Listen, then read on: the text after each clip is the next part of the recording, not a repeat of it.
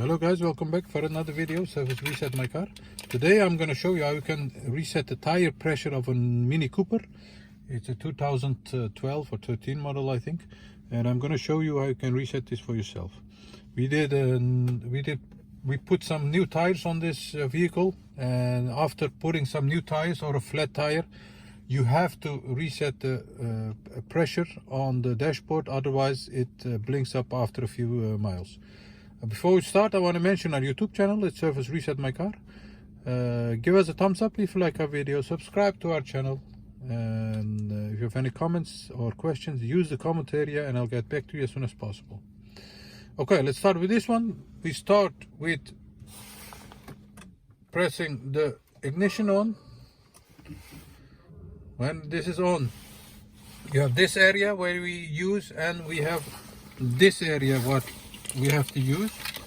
We have three buttons over: the home button, navigation button, and the thumbstick. We start with pressing the home button. Once you press this, you get the menu over here. Once you are here, we have to go back here, press the thumbstick to go into setup.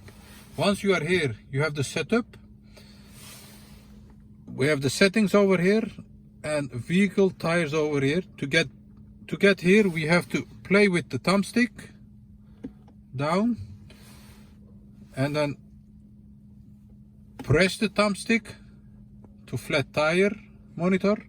Once you are there, press the thumbstick again, then you get confirm tire pressure. Once you are here, press thumbstick again and then scroll with the thumbstick or turn the thumbstick to yes,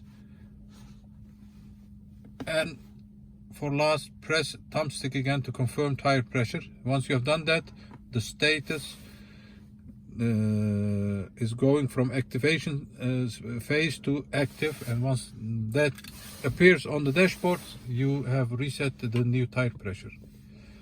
That was it. I hope you enjoyed the video. See you next time with another video. Bye bye.